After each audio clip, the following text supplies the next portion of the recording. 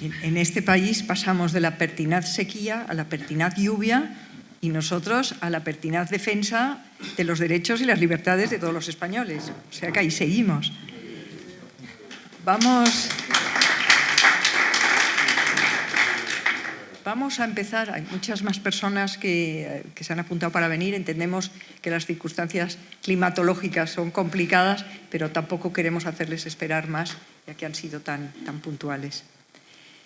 Pues buenas tardes, muchas gracias por acompañarnos, gracias a la Fundación Carlos de Amberes y a los que han hecho posible que hoy estemos aquí.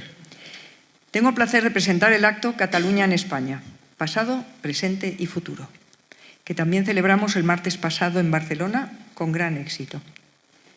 Una iniciativa emblemática para la sociedad civil catalana, tanto por la cuestión abordada, el papel fundamental de Cataluña en la construcción de la historia de España, que el relato nacionalista manipula y tergiversa, como la categoría profesional y humana de nuestros invitados. Las circunstancias políticas del momento inducen a focalizar nuestra atención en temas de extrema gravedad, tanto dentro como fuera de nuestras fronteras. La defensa de los derechos fundamentales y la igualdad entre españoles nos obligó, por responsabilidad, a convocar el pasado día 8 la manifestación contra la amnistía y la autodeterminación. La manifestación fue un éxito no solo porque hubo miles de personas que abarrotaron el Paseo de Gracia. También lo fue porque reunió en Barcelona a ciudadanos de toda España, que entendieron que está en juego nuestro marco democrático de derecho, el de todos los españoles. SCC es una entidad cívica y cultural que también promueve, difunde y fomenta la cohesión y la convivencia entre los ciudadanos de Cataluña y de estos con el resto de los españoles. Entendemos que esa cohesión y convivencia es imposible si no aportamos un relato verídico de nuestra historia común y reflexión sobre el presente y el futuro que queremos para Cataluña como contribuyente histórico de la mejor España. Quiero dar las gracias, en primer lugar, al coordinador del proyecto, el prestigioso historiador Jordi Canal, profesor investigador en la École des Hautes Études en Sciences Sociales de París desde 2001. Jordi, gracias. Muchas gracias, querido Jordi, por tu búsqueda incansable de la verdad frente a los relatos supuestamente históricos e interesadamente manipulados. Sociedad Civil Catalana se honra de tenerte como colaborador y yo particularmente como amigo. Y muchas gracias a Francesc de Carreras, a Carmen Posadas, Javier Cebrián y al moderador de la conversación, José Antonio Zarzalejos, por haber aceptado nuestra invitación. Vuestros conocimientos y experiencias nos ayudarán a arrojar luz sobre el papel de Cataluña en la construcción de España, en el pasado, el presente y el futuro. Jordi Canal, profesor invitado en varias universidades europeas y americanas, ha dictado cursos y conferencias en universidades y centros de investigación de Europa, América y África.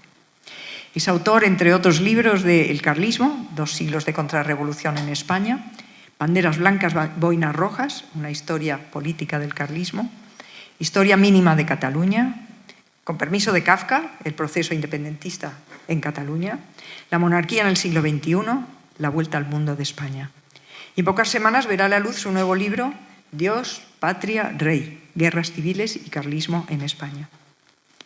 El jurista y catedrático emérito de Derecho Constitucional, Francesc de Carreras, es en la actualidad miembro de la Real Academia de Ciencias Morales y Políticas y uno de los referentes del constitucionalismo en España.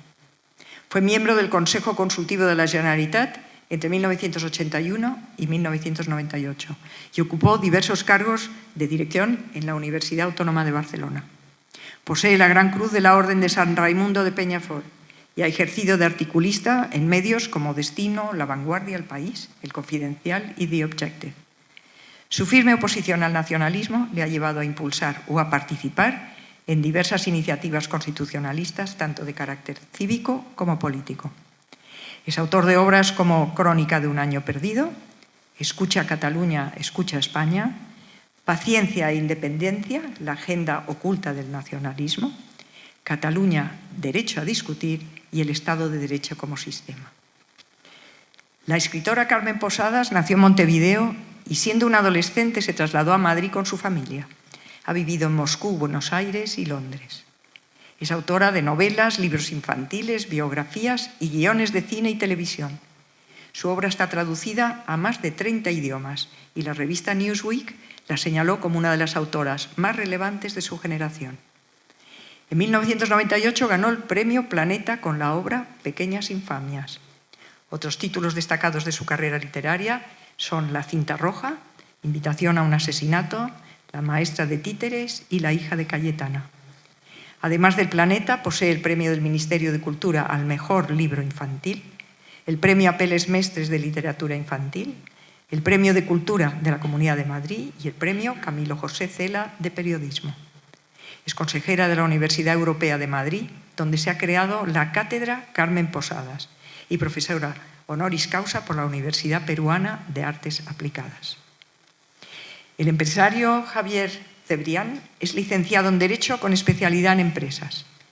Empresario del mundo del capital riesgo tecnológico, ha participado en más de 70 inversiones, como Infojobs, Softonics, Idealista, Wallapop o Globo, muchas de ellas con sede en Barcelona. Javier nació en Madrid, si bien vivió sus primeros años de vida en Barcelona y está vinculado al mundo tecnológico catalán desde sus primeros pasos profesionales. Creó Bonsai Venture Capital en 2001 y en 2018 fundó la gestora Bonsai Partners, que en estos momentos dispone de 2 fondos con 225 millones de euros, que ya cuentan con más de 30 participadas como Exótica, SendCloud, Refurbed o Innovamat. Ejercerá de moderador de la conversación el periodista y escritor José Antonio Zarzalejos.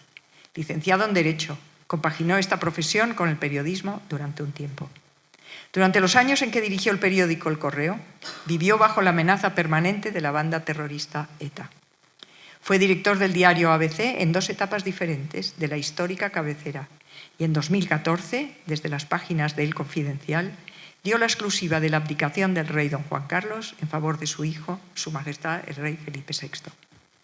Fue director editorial del Desafío ETA, una serie documental imprescindible sobre la trayectoria de la banda terrorista.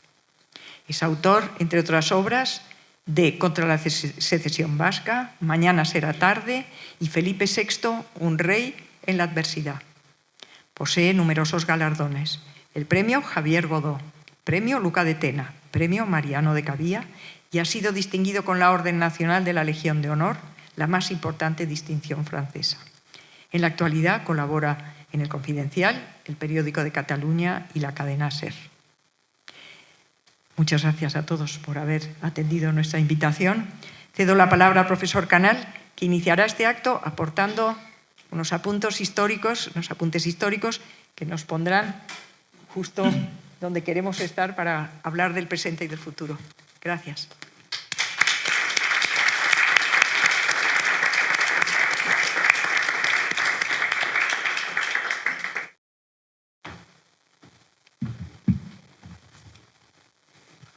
Bien, buenas tardes.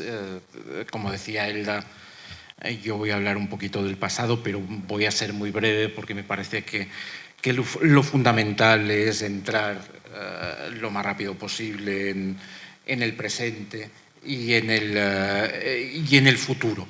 Pero bueno, digamos, voy a intentar decir algunas cosas sobre ese pasado de Cataluña en España y al mismo tiempo también de España en Cataluña.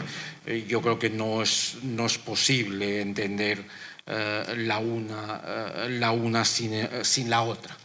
Y, por tanto, diciendo eso, verán ya que mi planteamiento es totalmente opuesto y voluntariamente opuesto a un famoso congreso que se organizó a finales de 2013 en Barcelona, que tenía por título España contra Cataluña, organizado por Jaume Sobrequés y financiado directamente por la Generalitat, en donde se trataba de crear, justo antes del año 2014 y el tricentenario de 1714, se trataba de crear más munición, para decirlo de alguna forma, para lo que ya estaba siendo desde hacía unos años el proceso.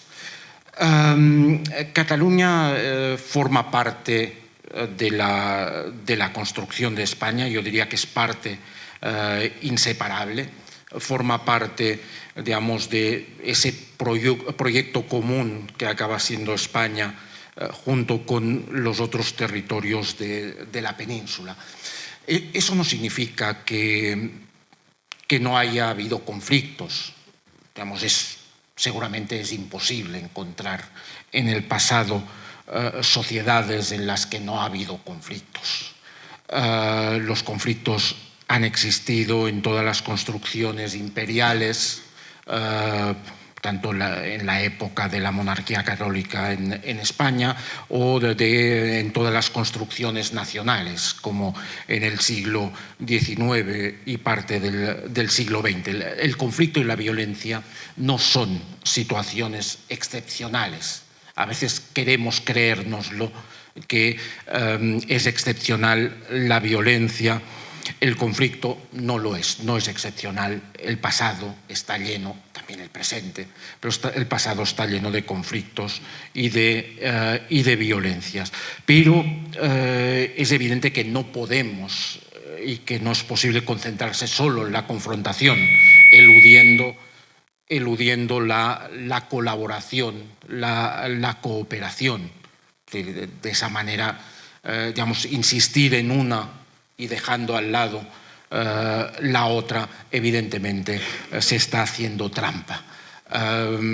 Y ninguna sociedad, insisto, está libre de esos conflictos. La propia Cataluña no está libre de esos conflictos internos, desde las guerras de los remensas al final de la Baja Edad Media, el momento 1640, incluso el momento de la Guerra de Sucesión, que no es una guerra contra Cataluña, como se presenta en la historiografía nacionalista, sino que es un conflicto sucesorio, un conflicto internacional y un conflicto civil también. Es bastante guerra civil, guerra interna en el interior de Cataluña y de otros territorios, y tampoco, evidentemente, podemos olvidarnos de 1936-39, aunque, digamos, también la historiografía oficial catalana la presente como una guerra contra Cataluña. Es evidente que es una guerra civil, no es una guerra contra Cataluña. Y con lo que he comentado va apareciendo la idea de que estamos desde hace tiempo frente a la creación de un relato que acompaña a la política, que acompaña a los intereses del nacionalismo, un relato histórico que lo fundamenta, que lo justifica a veces, y en el que se han invertido desde principios del siglo XX muchos recursos y, sobre todo, en los últimos tiempos. Pero es un relato inventado. Cuando digo inventado, no quiero decir que los personajes a los que se alude no existieran, sí que existieron, que las fechas a las que nos referimos no ocurriera nada, sí ocurrió, pero atribuimos o se atribuyen ese relato histórico, ese relato nacionalista, se atribuyen todas esas cosas, las acciones de esos personajes, los conflictos se atribuyen a entidades que no han existido nunca en el pasado. Nunca en el pasado ha existido un Estado catalán, nunca en el pasado, antes del siglo XXI, ha existido una nación catalana. Y, por tanto, desde el momento en que se atribuyen todas esas cosas a entidades no existentes, estamos ante un relato inventado, si quieren, construido, pero inventado del pasado. Muy simplemente es un relato que dice Cataluña es muy antigua, ya era una nación antes del año 1000, una nación en los Pirineos, que se dotó rápidamente en plena época medieval de un Estado. Evidentemente ahí nadie recuerda la Corona de Aragón, y si recuerda la Corona de Aragón lo hace con otros nombres, la famosa Confederación Catalano-Aragonesa que se inventaron los románticos en el siglo XIX, tanto una nación que se convierte en Estado, que está siempre en conflicto con Castilla-España y que en 1714 es atacada y vencida por una España absolutista, centralista, y corta una vía que ya existía, según ese relato en Cataluña, de vía hacia la democracia, como Gran Bretaña en pleno siglo XVII, XVIII, lo que evidentemente, como pueden imaginar, es una absurdidad planteado en esos términos. Desaparecería el Estado, según el relato, la nación quedaría tocada y esa nación renacería en el siglo XIX culturalmente y en el siglo XX políticamente. Y bueno, ¿qué le faltaría a esa nación para acabar de cerrar el relato, convertirse en un Estado? Esa es la clave del relato, que está de alguna manera al servicio también del relato político. Digamos, a la nación Cataluña le falta hoy el Estado. Ahí el relato político y el relato histórico van a la par. Evidentemente el relato político está, el relato histórico y los historiadores se han puesto al servicio de ese relato. Pero, insisto, es un invento de los historiadores para el nacionalismo. En el fondo, el problema o el gran problema que está detrás es el nacionalismo, la aparición de ese nacionalismo catalán a finales del siglo XIX, principios del siglo XX, que no permite las identidades múltiples, como habían existido normalmente antes, que marca enemigos, que es excluyente, que es fuente de violencia y, como decía antes, también se inventa un pasado. Y en ese sentido, un pasado conflictivo en el que todos serían conflictos contra Cataluña o para evitar que Cataluña se desarrolle. De ahí presentar la guerra de sucesión del siglo XVIII como una guerra contra Cataluña, la guerra civil de 1936-39, una guerra contra Cataluña, pero digamos eso forma parte del invento y otras cosas tampoco funcionan en ese relato. Evidentemente Cataluña no estuvo ausente del proyecto comercial americano ni de la construcción de España como nación en el siglo XIX. Digamos, los intelectuales, los industriales, los políticos catalanes, hasta que apareció el nacionalismo a finales del siglo XIX, contribuyeron decisivamente a la construcción de España como nación. Las cosas cambian en el siglo del nacionalismo, de ese siglo de los nacionalismos periféricos, el siglo XX, que ponen encima de la mesa desde finales del siglo XIX, principios del siglo XX, un problema que todavía está por resolver y que supongo que se tratará y se hablará, que es de la cuestión nacional en España y de cómo solucionar esa cuestión que aparece a finales del XIX y principios del XX. En cualquier caso, visto el pasado y vistas esas cuestiones, para el presente y el futuro, del que vamos a hablar ahora, yo creo que seguimos necesitando una Cataluña bien integrada en España y al mismo tiempo yo diría que también necesitamos más presencia de España en Cataluña. Muchas gracias.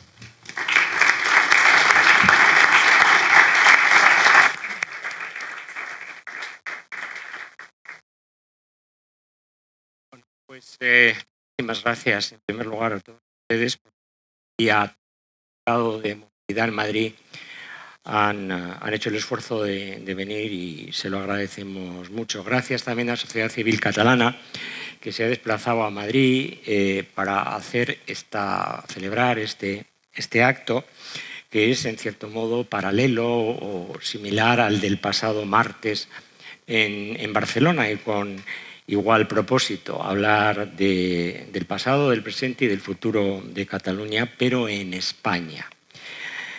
Yo les quiero iniciar simplemente con dos apuntes que me parece que son interesantes y que pueden dar lugar a la conversación de una manera fluida y sobre todo bien contextualizada. Miren, Jordi Canal, mantuvimos él y yo una conversación que se publicó como un podcast el mes pasado, tanto en El Confidencial como en todas las plataformas. Y mucha gente me dijo, un historiador hablando de Cataluña.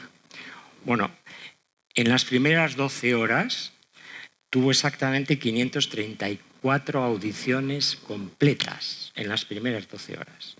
5.400 prácticamente audiciones completas. Es decir, no personas que han iniciado la audición, sino que la han terminado. Bueno, es un registro muy importante en un podcast, tratándose de una conversación pues, que no era sencilla, no era accesible. Pero ¿qué es lo que dijo? Dijo exactamente lo que acaba de decir. Cataluña como nación, y mucho menos como Estado, es una invención, cosa que podemos decir exactamente igual del País Vasco, en donde la mitología cántabra, no de Cantabria, sino de los cantabrones, nos llega hasta los hijos de Noé. Y se ha creado una especie de sustrato cultural totalmente mítico y místico, absoluta y totalmente falso y excluyente.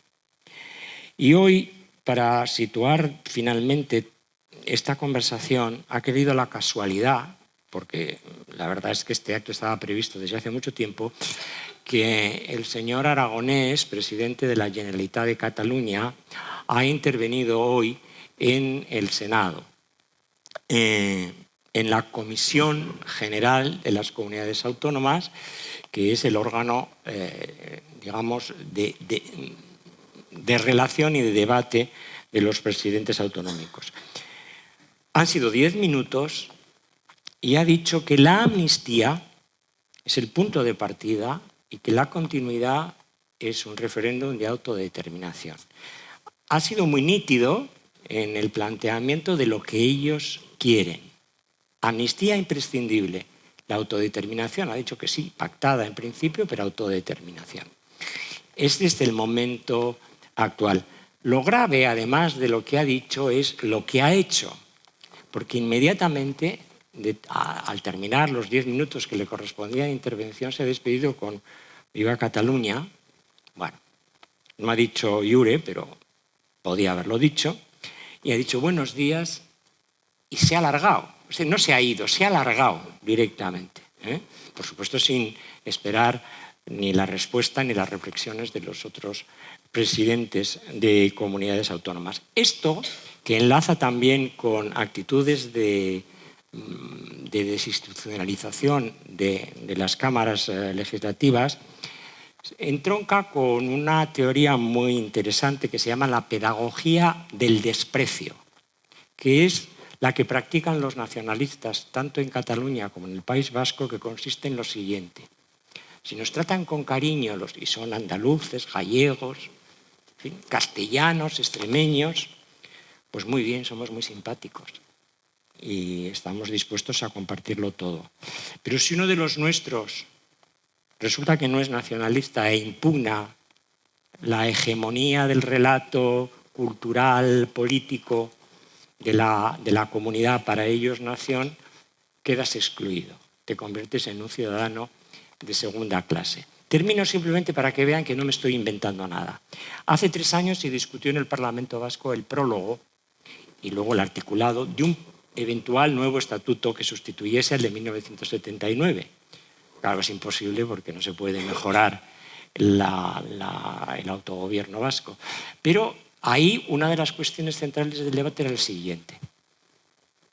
Vamos a tener 2 tipos de ciudadanos. Los ciudadanos con DNI español son aquellos que quieren tener la doble pertenencia, españoles y vascos, y estos van a tener el DNI español. Y después vamos a tener otra categoría de ciudadanos que se llaman nacionales. Son a los que les vamos a dotar de DNI vasco, obviamente para el funcionamiento puramente interno.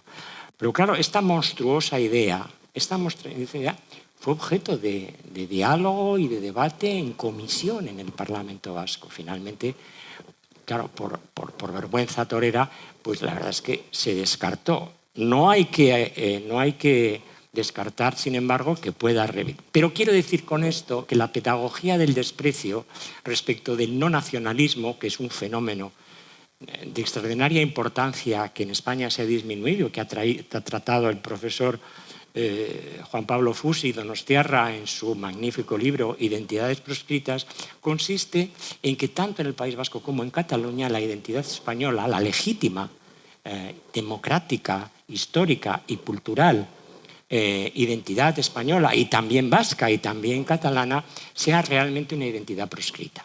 ¿Por qué? Es proscrita porque todo lo que representa esa identidad no existe ni en la conversación pública ni en el espacio institucional. Bueno, esta es la situación hoy en Cataluña. Y no porque hagan menos ruido es diferente la situación en el País Vasco. La única diferencia existe en dimensiones. En dimensiones y en determinados aspectos de tipo cultural. Catalán es accesible, el euskera no lo es, la economía es el 19% de la española, la otra es el 6%, la demografía pues son casi 8 millones de habitantes en Cataluña por 200 en el País Vasco, en fin, y ahí podríamos, hay un declive demográfico brutal en el País Vasco, no así en Cataluña, y podríamos seguir. Bueno, ¿qué es lo que nos proponemos? Nos proponemos que aquello que la clase política no es capaz de resolver, pues estrechemos lazos desde la sociedad civil, que es lo que quiere la sociedad civil catalana.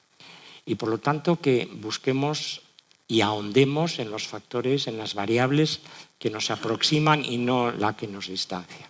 Precisamente uno de ellos es el cultural, y tenemos aquí a una persona muy representativa porque está en Barcelona y en Madrid. Es una personalidad del mundo literario, tanto en Madrid como en Barcelona, en el conjunto de España y fuera de España, que es Carmen Posadas. Ustedes la habrán podido ver en la televisión reiteradamente estos últimos días porque forma parte tradicionalmente, desde hace muchos años, del Premio Planeta, del que también fue ella ganadora, como ha comentado Elda. Carmen, yo te quiero plantear una cuestión. ¿Cuál es tu experiencia como ciudadana española que además conoces muy bien Latinoamérica y que conoces bien la sociedad de Madrid, la sociedad catalana y en general? Y además yo creo que tienes libros traducidos al catalán. Sí, sí. Tienes cuentos, me parece. Sí, de hecho tengo un premio incluso. Tienes un premio, sí. lo ha dicho la presidenta. Sí. Cuéntanos tu experiencia en el ámbito cultural, porque no hay que olvidar una cosa, Barcelona es la capital de la edición en español. Exacto. Bueno, buenas tardes a todos y gracias por venir en este día tan lluvioso. ¿Se acopla, no? Sí. ¿Sí? Se acopla un poco, ¿no? Ah. Bueno, te voy a contar dos anécdotas que yo creo que lo ilustran bastante bien. Hace unos años, y estoy tratando de acordarme, pero creo que fue como hacia el 2016, una cosa así, Cataluña consiguió que la Feria de Frankfurt, que es la feria literaria más importante del mundo, lo nombrara país invitado o cosa similar. No diría país, pero en fin, bueno, como invitado, ¿verdad? Bueno, y ahí se planteó una situación curiosa porque todos los grandes escritores catalanes resulta que escriben en castellano, escriben en español. O sea que quien fue a representar a Cataluña no fue ni Marcé, ni fue ni Mendoza, no sé si vivía Vázquez Montalbán en ese momento, pero bueno, no fueron ninguno de los grandes, ni siquiera Ruiz Zafón, que es... No, tampoco, no. Entonces fueron 4 desconocidos que escribían estrictamente en catalán y por supuesto fue un fiasco. Ahí se suscitó una gran polémica porque obviamente los catalanistas decían que estos eran unos traidores, que si ellos eran catalanes, que tendrían que escribir en catalán y no en español. Pero obviamente nadie es tonto y si tú quieres ser un escritor y tener una dimensión universal, no vas a renunciar a un idioma que hablan casi 600 millones de personas, ¿no? O sea que hasta ahí podríamos llegar. Pero, sin embargo, yo creo que lo que ha fallado a estos escritores, que podrían haber sido un referente, podrían haber dicho, bueno, nosotros consideramos que el idioma español y la nacionalidad española es un activo en nuestra profesión, sin embargo, han tenido una actitud muy tibia. ¿Mm? Y hay otra anécdota que yo creo que refleja bastante bien lo que ha sido la actitud de los intelectuales y de los artistas, y es que personas como Serrat o como Raimon o como toda esta gente, cuando tú hablas con ellos en privado, te dicen que esto es un disparate, que esta deriva no va a ningún lado, que es una locura, pero luego nunca hacen una declaración pública. Creo que Raimon, un momento dado, intentó decir algo. Raimon, hay que recordar que es el autor de esa canción mítica, ¿no?, que se llama El Ventis, que es como el himno, ¿verdad?, junto con Louis Jacques, que bueno, Louis Jacques respira por otro lado.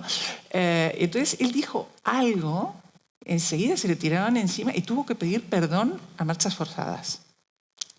Esto me salgo un poquito de mi campo, pero voy a hablar también No, de... está dentro de tu campo, totalmente. No, pero ya hablando con José Manuel Lara, él, cuando empezó toda esta deriva, yo me acuerdo que le dije, bueno, José Manuel, tú has dicho públicamente que estás en contra de todo esto. ¿Por qué no hablas con empresarios y háganse como una declaración de lo que piensan? Entonces me dijo textualmente, me dijo, porque son todos unos caguetas. Esa fue la frase que utilizó. Cuando yo hablo con ellos en privado, me dicen que qué horror, que dónde vamos, que esto es el suicidio, que vamos a la calamidad. Pero cuando les digo, vamos a ponernos de acuerdo para hacer un comunicado o un manifiesto entre todos, me dicen, bueno, mira, es que no puedo porque me tengo que ir a Nueva York, o no puedo porque me tienen que operar de cataratas. O sea, cada uno ponía una excusa y al final ni uno solo se significó. Entonces yo creo que lo que está ocurriendo en Cataluña se explica por un fenómeno sociológico que no sé si ustedes han oído hablar de lo que se llama la ignorancia pluralista. Bueno, la ignorancia pluralista es que nadie quiere ser distinto de sus pares. Entonces, mucha gente no dice lo que realmente piensa porque creen que, que el resto de las personas piensan de modo distinto. Cosa falsa. Se hizo un experimento en la Universidad de Princeton para probar cómo funciona esto de la ignorancia pluralista. Y entonces ellos habían más o menos captado que muchos de los jóvenes estaban de acuerdo con lo que los ingleses llaman binge drinking, que quiere decir beber hasta perder el conocimiento, que era lo que hacían todos los estudiantes en el fin de semana. Entonces, si tú le preguntabas a cada uno de ellos, todos le decían que sí, que qué divertido, que emborracharse era fantástico, no sé qué, no sé cuánto. Pero hicieron, de alguna manera, circular la idea de que había muchas personas que estaban en contra. Y automáticamente todo el mundo cambió. Porque nadie quiere estar en contra de la corriente general y al final acaba asumiendo cosas en las que ni siquiera cree. Pero Carmen, tú tienes una doble experiencia. Aparte de eso, estás hablando de los grandes escritores, José Marcel, Zafón, el fallecido también Vázquez Montalbán. Pero ¿cuál es tu experiencia con los lectores? Porque tú has ido a las ferias, al Sant Jordi, has tenido colas para firmar. Sí. Y una escritora como tú tiene esa experiencia humana, ese pálpito, ¿no? Yo al menos la sensación que tengo es que el fenómeno político de catalán, tanto cultural como político, viene de arriba abajo, ¿no? Entonces, que nos expliques un poco cuál es la percepción que has tenido, porque claro, al final, en la intervención hoy de Aragonés hay un dato como de pasada, pero que tiene mucha raíz. Dice, yo que soy nieto de andaluces, Claro, bueno, si eres nieto de andaluces, bueno, pues es que hay una realidad ahí.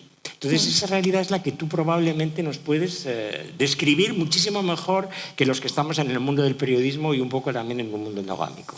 Bueno, yo mi experiencia al ir a Cataluña, a ir a la Feria del Libro, a Sant Jordi y todo lo demás, jamás he tenido un problema. O sea, nunca me ha venido alguien a hablar en catalán. Si yo hablo en castellano, me contestan en castellano. Todo el mundo es amabilísimo. Yo creo que lo que tú dices es cierto, José Antonio. Es algo que viene de arriba y que de alguna manera acabará permeando, obviamente, ¿no? Porque tarde o temprano el divide y vencerá funciona muy bien. Pero que de momento eso no está en la calle, no está en la gente. O sea, la gente es amable, la gente no quiere, no está en contra de España. Como tú dices, hay muchos que son descendientes de andaluces y de no sé cuánto. Murcianos. De todos lados. Incluso creo que hay una especie de feria de Sevilla, la hay, ¿no? la hay. Feria de Sevilla que va todo el mundo. Bueno, o sea que es un fenómeno muy artificial, pero que es como una lluvia fina que tarde o temprano acabará calando en la sociedad. Entre otras cosas porque hemos llegado a la situación grotesca que yo creo que no se da en ningún lugar del mundo, y es que en Cataluña no se puede aprender idioma del país.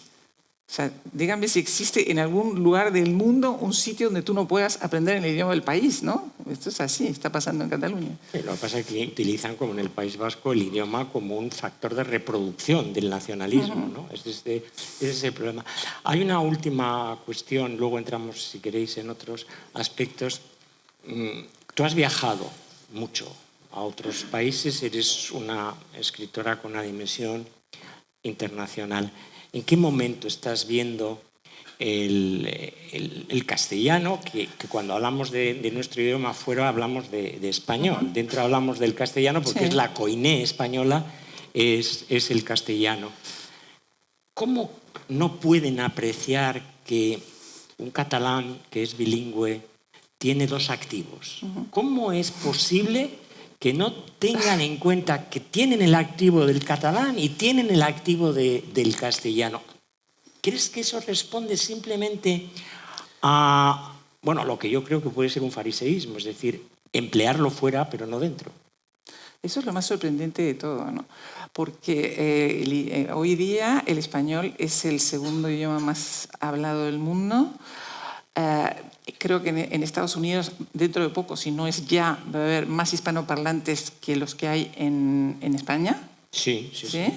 Bueno, de hecho, México ya... Bueno, México, por supuesto. El primer país hispano. Estoy hablando de Estados Unidos. Además, el fenómeno de Estados Unidos es especialmente importante porque está prestigiando el español. Entonces, hay lugares de Estados Unidos, tú puedes ir a Nueva York o puedes ir a Florida y no hablar una sola palabra de inglés y entenderte con todo el mundo.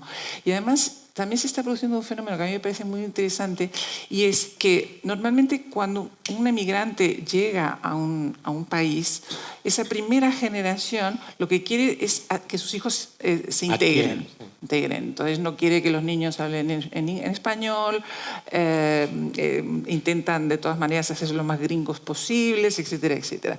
Pero al cabo de un tiempo, la segunda o la tercera generación quiere recuperar eso que llaman los americanos my heritage pride, ¿no? Yo soy... Orgullo de ser. Sí, el orgullo de lo que soy. Y a eso está contribuyendo muchísimo la música. Hay un fenómeno, porque es muy curioso, no sé si ustedes recuerdan esa película que se llama La Misión. Sí. ¿Sí?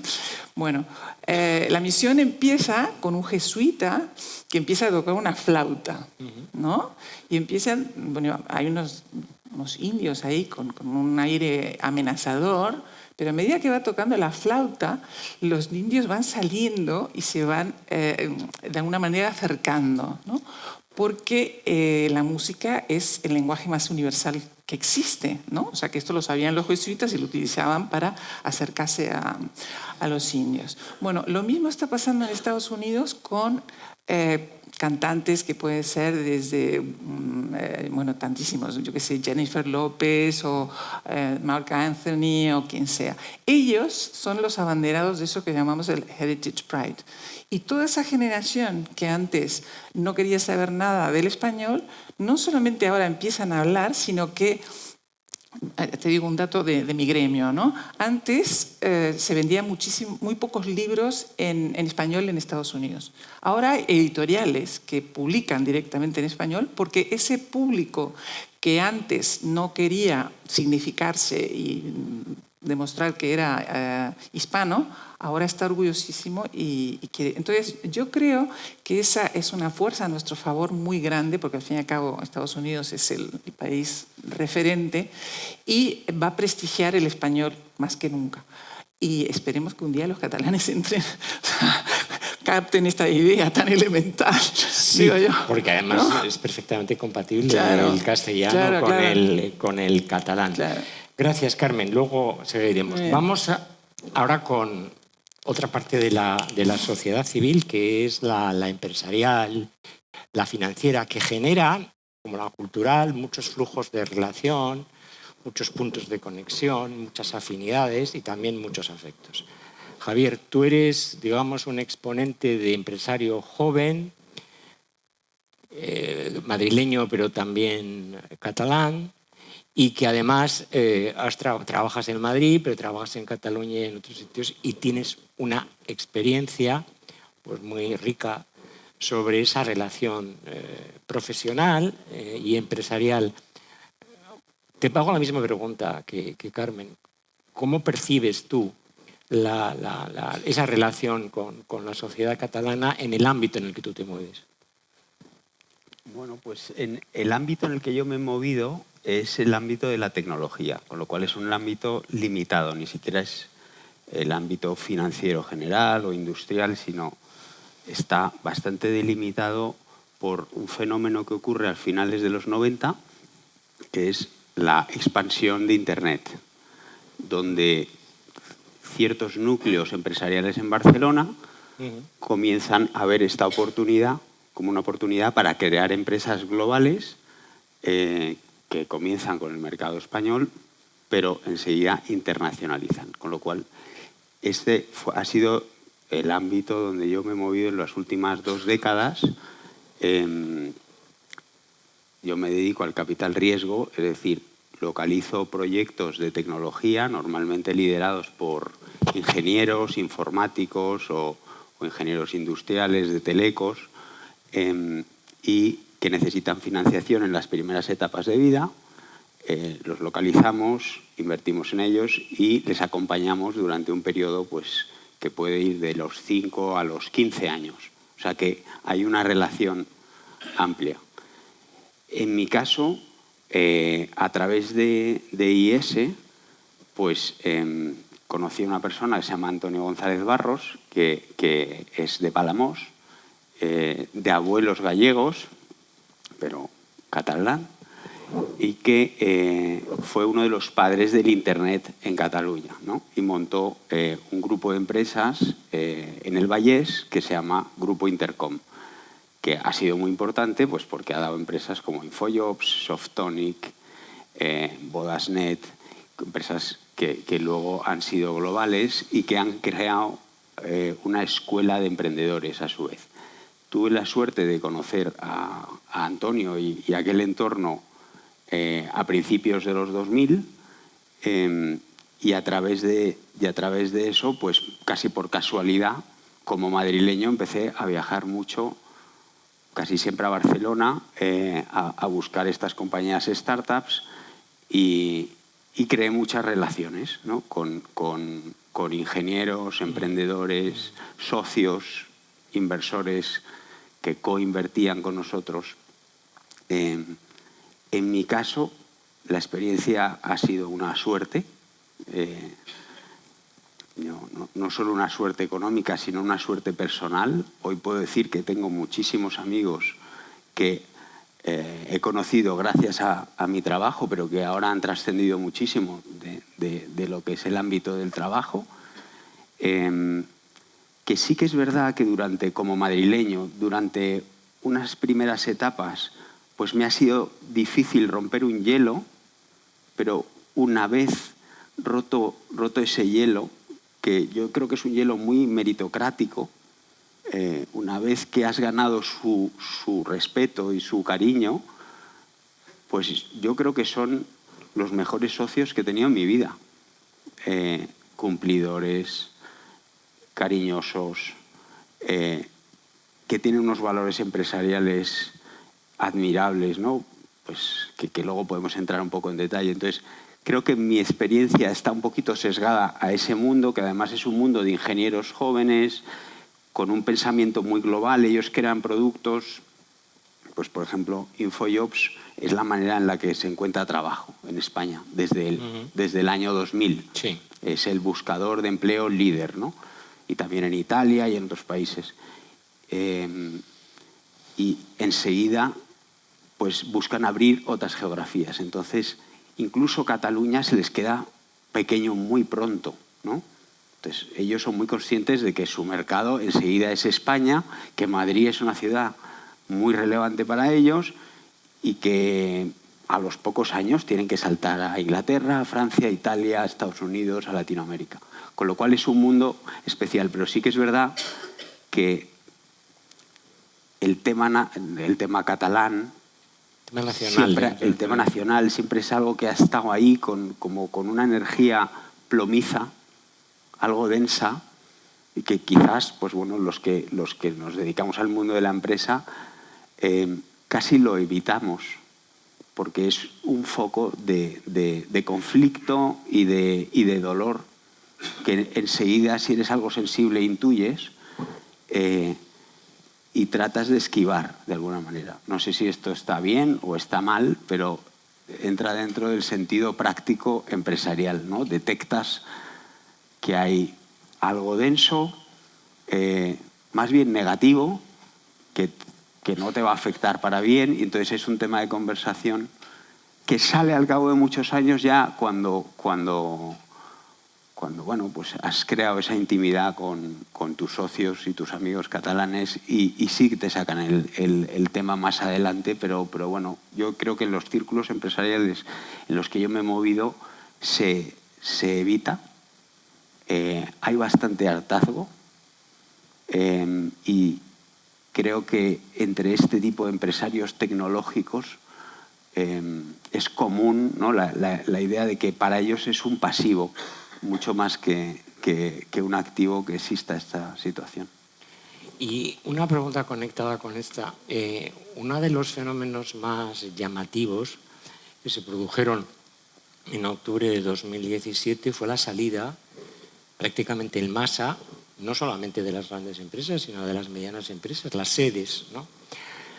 Es verdad que operativamente siguen en Cataluña, pero es verdad también que las sedes arrastran una serie de servicios, una serie de empleados, generan una dinámica allí donde se instalan, que es Valencia, Madrid, Palma. Pues, por ejemplo, la Fundación La Caixa está en Palma, la CaixaBank está en Valencia, otros han venido aquí a Madrid. Es decir, ¿cómo ellos hacen compatible esa idea del emprendimiento empresarial, que además no tiene fronteras, porque casi por naturaleza, y además que está bajo el paraguas de la Unión Europea y se enfrentan a la tierra incógnita de un proceso secesionista? Eso lo viven o no con contradicción, o no lo racionalizan, porque no ha vuelto todavía una sola compañía importante a restablecer su sede en Cataluña, y ese es precisamente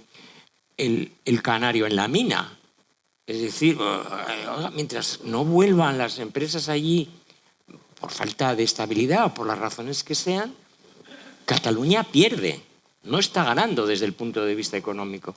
Hay una cosa que no casa entre los nacionalistas vascos y los catalanes. En un rato de sinceridad, el fallecido Javier Arzayus dijo: ¿independencia para qué? ¿Para comer berza?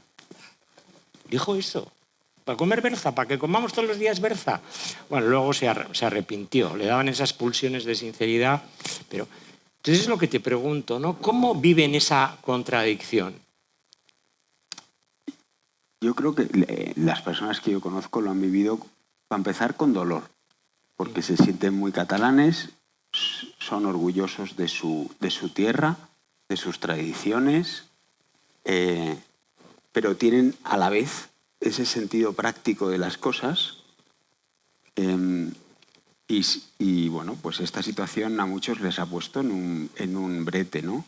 Es verdad que muchas sedes se han movido de Cataluña a Madrid o Valencia, a otros lugares, pero la inmensa mayoría de los empleos han seguido en Cataluña. Pero ha sido muy incómodo.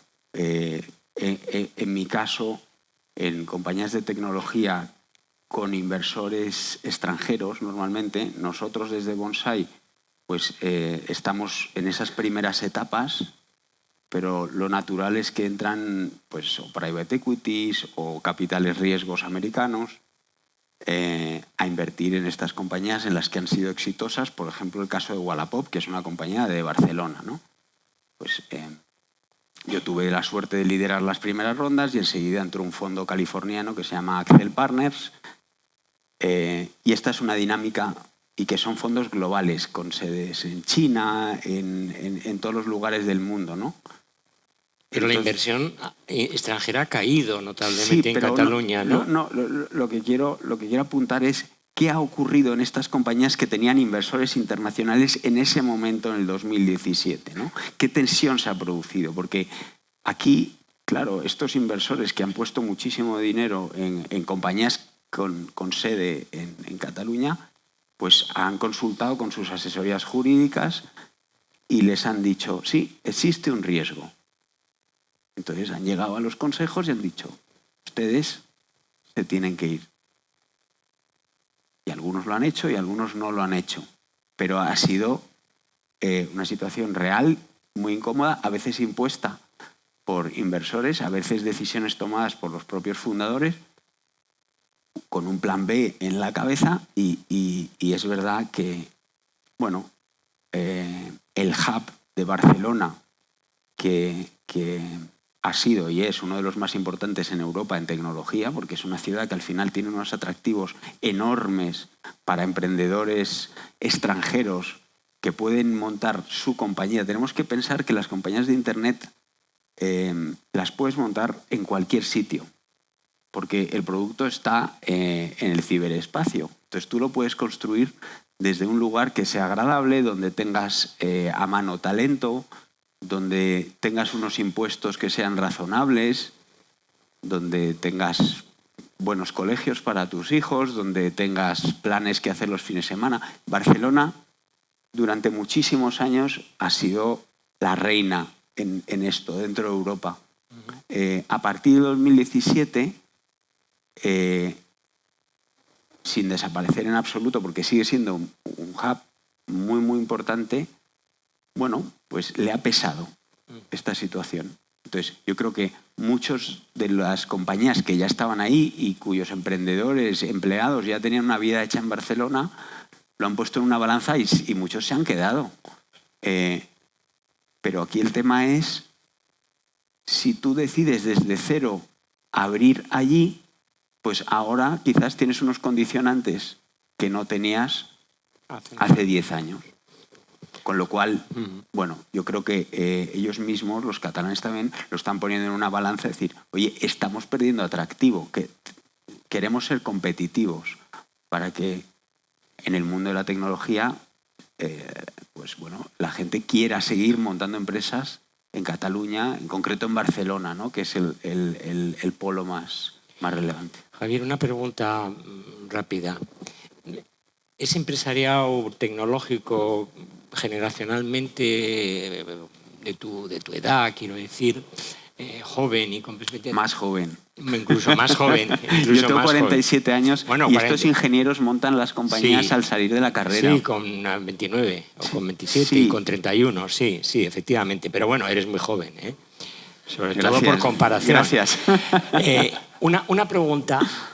¿Estos jóvenes empresarios tienen interés en la Cámara de Comercio, en fomento del trabajo, en el círculo de economía? ¿Tienen vocación de influir en esos órganos de negociación, de referencia, de estudio, de representación o no? Porque la impresión que se transmite es que están bastante al margen de ese establishment empresarial. Sí, yo estoy de acuerdo. Es lo que, por lo menos la percepción Sí. que yo he tenido todos estos años, que sí que están al margen. Es verdad que en Cataluña ha habido varias instituciones que sí que han jugado un papel importante en el desarrollo de todo este ecosistema tecnológico.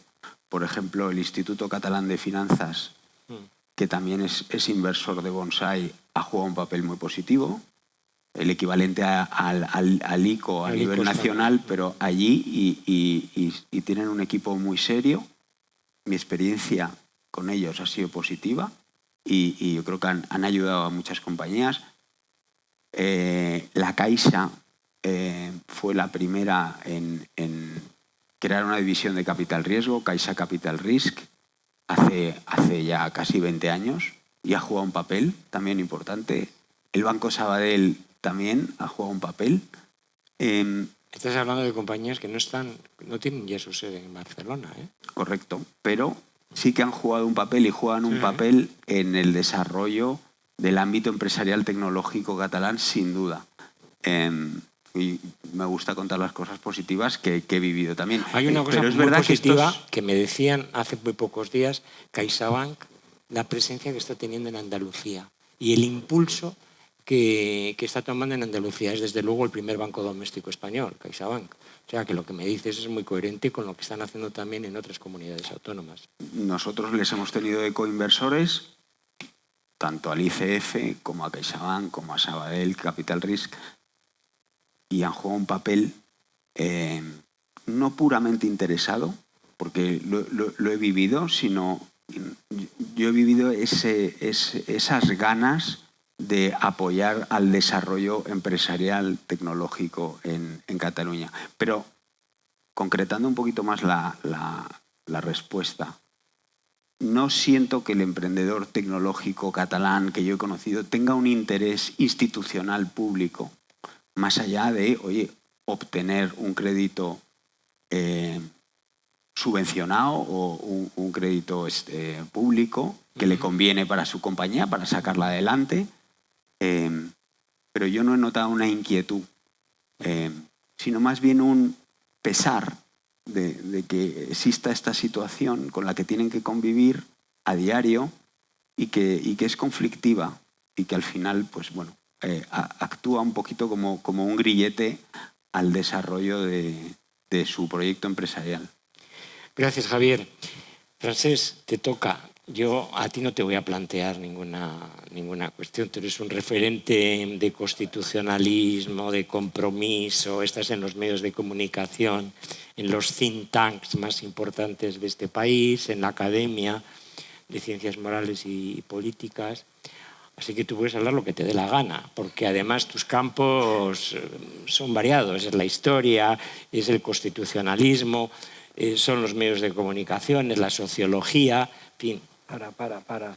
La sociología nada. Bueno, sí, no. Yo te he escuchado intervenciones que son claramente sociológicas, pero bueno, yo creo que tú nos tienes que dar un poco el enfoque jurídico, constitucional, que es inseparable del político y del momento crucial que estamos viviendo. No digo de quiebra, pero sí de posible quiebra del sistema constitucional o de la revisión de la legitimidad del propio sistema constitucional si prospera, por ejemplo, la amnistía, ¿no? Porque hay un efecto, digamos, hay un debate jurídico sobre si cabe o no cabe en la Constitución y hay otro debate que es el político, es decir, la amnistía, ¿qué efectos políticos tiene? Indudablemente hay coincidencia en que revisa y deslegitima a los tribunales de justicia, que deslegitima la acción del Senado y del Gobierno y que además desautoriza también al jefe del Estado, al rey Felipe VI y a su discurso del 3 de octubre. Y al propio Tribunal Constitucional, que tuvo facultades ejecutivas y que impuso, hay que recordar, multas pecuniarias a la sindicatura electoral, que rápidamente se disolvió, por cierto. Bueno, pues ahí tienes el Miura. O sea, que me has cambiado el tema, dijéramos. No. O sea, yo... Tú puedes hacer lo que te dé la gana, hablas de lo que quieras. He trabajado muchísimo todo el día para hacer este papel y tú me dices que hable de la actualidad española. Habla de lo que quieras. No, también lo has dicho, sí. También lo has dicho. ¿Me dejas empezar por Cataluña muy brevemente y después pasamos a la actualidad esta que has dicho, ¿vale? Vale, perfecto. Vale. Bueno, y antes que nada, agradecer a Sociedad Civil Catalana, especialmente a Elda Mata, a la que respeto mucho por su actuación. La manifestación del pasado día 6 fue un gran éxito. Se llenó el Paso de Gracia desde diagonal a esto, visto, y entonces los periódicos no dijeron la verdad. Y ahora digo miente más que la Guardia Urbana con tantos manifestantes, porque en realidad es así, por arriba o por abajo. Y entonces esto es también un problema muy preocupante, de cómo tratan los medios de comunicación determinadas cosas en un sentido y otro. Pero bueno, gracias también, yo creo, por escoger sociedad civil, por escoger los que estamos aquí. O sea, no yo, que ya soy un clásico del tema, aunque José Antonio me hace derivar en otros, pero sí personas como vosotros dos, digamos, que yo no os conocía personalmente, y que habéis dado una visión, yo creo, como interesante, porque los que estamos metidos en todo esto desde hace tantos años, acabamos obsesionados y quizá perdemos algunos aspectos del mundo de vista, ¿no? Sobre todo lo que has dicho tú. Bien, de todas maneras, a mí se me pone mucho cuando me presentan y empiezan a hablar, a menos que yo, que soy un sordo creciente, no lo haya entendido, te has olvidado de una parte de mi biografía, para decirlo así, que una tal Sociedad Civil Catalana me dio un premio hace 2 o 3 años y que lo agradecí mucho y lo tengo muy en mi corazón. Bien, Cataluña, en síntesis o sea, primero, para entender lo que pasa en Cataluña, que a veces de esto no se entiende, pues hay que pensar que esto viene de lejos, no de tan lejos como en 1714 y todo esto, es una cosa inventada, pero sí de fines del siglo pasado, de fines del siglo pasado. No había, en fin, el catalanismo, lo que se ha dicho el catalanismo, no existía antes no existía, pero sí entonces empezó a través de la Renaissance, a través de resurgir literario tal, pues la idea primero de potenciar la lengua catalana, que esto sucedía en otras partes de Europa en aquel momento, finales del XIX, y aquí también sucedió a partir de algunos, y por tanto esto se fue desarrollando, políticamente hubo una derecha, la Lliga, digamos, como partido conservador, liberal conservador, pues fue unos, o Esquerra surgió el año 31, pero otros que se distanciaban de la Lliga surgieron antes, como es natural. Y después en Cataluña había, y ganaban en muchos sitios, conservadores y liberales, como en toda España. Vino la guerra, vino la República, vino la guerra, vino el franquismo intentó acabar con esto, lo intentó de manera, yo diría, dura hasta el año 45, a partir del 45, cuando vieron que los alemanes habían perdido y que tenían que dar otra muestra al mundo, se toleró cierto catalanismo y se empezaron a publicar libros en catalán. La editorial Selecta, que tiene pues metros de libros sobre toda la literatura catalana, en los clásicos y tal, pues ya publicaba libros en catalán en el año 46, 47 y tal. Por tanto, no era una represión absoluta, tampoco era libertad, era un control, porque se publicaran libros de Mossèn Cinto Verdaguer, pues no lo encontraban como natural y tal. Entonces, bueno, saltándome partes para no alargarme, pasa el franquismo, el empresario catalán cambia a partir del plan de estabilización. O sea, Cataluña había tenido siempre un empresario fuerte en España, quizá junto con vascos, pues los que más, y parte de Madrid también, pero un empresario catalán fuerte, sobre todo textil, pero no solo textil, que prácticamente se hunde el año 60, 61, 62, a partir de... Yo lo puedo decir porque mi padre era abogado de textiles. O sea, los clientes del despacho de mi padre y de mi tío pues eran textiles, pues tenían como 200 o 250 empresas textiles, desde grandes hasta pequeñitas, pues que cada mes les pagaban una iguala y de esto bebía el despacho. Bueno, pues el despacho se hunde el año 62 porque las empresas se han hundido. ¿Por qué? Porque ya no hay liberalización y ya no hay proteccionismo. Yo creo que, por lo que me contaba mi padre, lo que hacía no era tanto de abogado, sino venir a Madrid a recorrer ministerios para encontrar permisos de importación de lana, de algodón, de no sé qué, y todas estas cosas, ¿no? Entonces, ahí, pero surge un buen empresario catalán a partir de los años 60, joven, como tú, y que será este que estás tratando ahora todavía, bueno, los hijos o nietos de este, ¿no? Muchos han tenido abuelos y padres que vienen de esa época y tienen, en el Vallés sobre todo, y tienen esa sensación de tener que reconstruir lo que se perdió. Exactamente. Entonces, existía un catalanismo en estos años 50 y 60. Sin duda existía. Más o menos reprimido y tal, pero sin duda existía. Y existían grandes escritores. Estaba Pla, estaba Espriu, estaba Carné, mucho mejor que los de ahora, que cualquiera de los de ahora, mucho mejores. Estos publicaban, sus libros están ahí. Entonces, ahí existía, y después, a partir de los 60, podríamos decir, movimientos de izquierda, pues se apuntan a esto y dicen, bueno, tenemos que resurgir esto.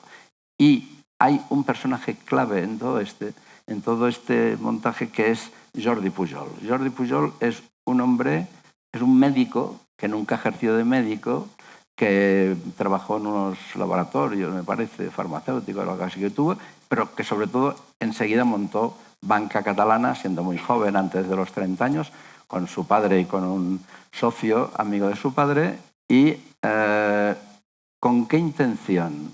Con la intención de que, primero, con el convencimiento, lo explica en sus libros que están publicados, con el convencimiento de que Cataluña era una nación y que él estaba destinado a que esta nación lo fuera en toda su potencia, es decir,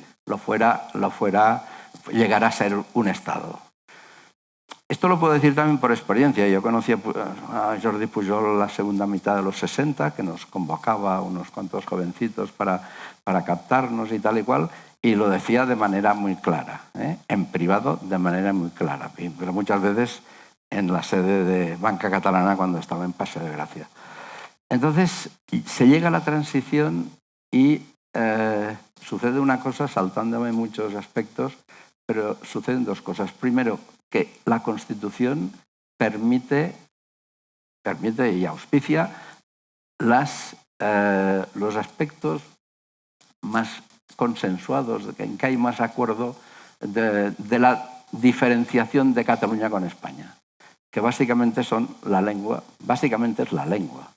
Y se permite, pues, que el catalán sea oficial, cosa de la que soy absolutamente partidario. Yo lo era entonces, lo soy ahora. Es decir, y que entre las competencias de las comunidades autónomas esté la cultura. Y por tanto, y después que exista un poder autonómico en Cataluña. Por tanto, las aspiraciones del catalanismo pues están colmadas, haciendo después un estatuto, desarrollándolo, etcétera, etcétera. Hay un aspecto muy importante, que es el de la lengua. El nacionalismo catalán, que viene de fines del XIX, era un nacionalismo básicamente lingüístico. Es decir, que lo que había que potenciar era la lengua catalana, porque estaba muy poco utilizada y no era una lengua pues que tuviera una categoría literaria hasta finales del siglo XIX. Y entonces hay un cambio que ya empieza antes, como es normal, empieza incluso y también antes de la guerra, pero sobre todo es en los años 50 y 60, que es toda la Cataluña económicamente es más fuerte que el resto de España en el resto de España, no todo el resto, pero vaya, en muy buenas partes, sobre todo del sur, etcétera, hay pobreza, el campo pues uno casi no puede vivir del campo, y los más espabilados pues salen de esto, como sucede siempre, y muchos van a Cataluña, también a Madrid, también a Bilbao y a otras ciudades, pero van a Cataluña. Entonces tienen una lengua que es el español, que los catalanes entienden y que bueno, no tiene por qué ser un conflicto, y no lo era, ni siquiera lo es ahora en la sociedad, creo yo. Desde las instituciones se quiere crear un conflicto, pero en la sociedad tampoco hay este conflicto. Entonces, que cada uno, al principio, los inmigrantes primero, la primera generación de inmigrantes, normalmente no sabía el catalán, lo entendía, son lenguas muy parecidas, catalán y castellano, lo entendía, pero no sabía. Y entonces de esto se quiere crear un conflicto. Se quiere crear un conflicto, y entonces se hacen las leyes de lingüísticas. La primera yo creo que era aceptable, la del 83, perfectamente aceptable, pero se desarrolla ya inmediatamente en sentido no bilingüista, que era lo lógico, pues que cada uno tenga libertad de hablar la lengua que quiera, y las dos son oficiales ahí, y por tanto, entonces ya el desarrollo del 87 hay un decreto pues que se dice que en las instituciones de la Generalitat solo hablarán en catalán. Yo creo que es un decreto ilegal, claramente, y inconstitucional, pero ilegal respecto a la ley catalana también. Pero bueno, esto pasa, nadie se entera, no sale, se disimula. Después viene el tema de la escuela, que, bueno, primero se deja a los padres, a las asociaciones de padres, que decidan cuál es la lengua a utilizar. Previamente se han copado las asociaciones de padres, y entonces dicen solo el catalán. Hasta el 92, 93, en que ya hay unos decretos que dice esto se acabó todo el catalán, y es cuando se habla de la inmersión y todo esto, ¿no? Esto crea malestar en mucha gente. Muchos maestros se van, algunos miles se van. Que dicen, bueno, yo soy un funcionario, estoy aquí, y si me hacen pruebas y obligaciones de hablar en catalán, pues me voy a otra parte de España. Quiero decir, tampoco tengo más problemas. Algunos otros pues se han casado con catalanas, tienen más dificultades o lo que sea, pero ahí se crea un problema. No tenía por qué haberlo, no tenía por qué haber un problema, pero se crea un problema. Y esto es el nacionalismo. El nacionalismo, lo ha dicho Jordi Canal al principio, el nacionalismo está en la base de todos los problemas, en que hay conflicto. O sea, el conflicto viene porque se infunde en la gente una ideología que dice, oye, es que tú eres catalán, tú eres español. Una de las obsesiones primeras de Pujol, todo esto era distinguir entre, aquí somos 6 millones en aquella época, somos 6 millones, y unos son catalanistas y otros españolistas. Claro, algunos nos quedábamos, bueno, ¿yo qué soy? Yo hablo catalán, mis padres me han hablado catalán, yo hablo catalán con mis hijos, con mis nietos, en fin, con mis amigos, con los que hablan catalán, otros en castellano, si hablan castellano, no tengo ningún problema, pero que no me digan lo que yo tengo que ser. El nacionalismo es cuando te señala y te dice, tú eres un mal catalán, tú eres un mal catalán. Yo, no quiero tampoco esto, pero un consejero de la Generalitat a finales de los 90, por yo sostener estas ideas que estoy diciendo de bilingüismo, dijo que era un mal catalán. Por cierto, el Parlamento de Cataluña le hizo rectificar, tengo que decir. Pero claro, eres un mal catalán. ¿Qué es un mal catalán? Esto es un invento que solo puede, como un mal español. Yo recuerdo, Salvador de Madariaga era el prototipo del mal español.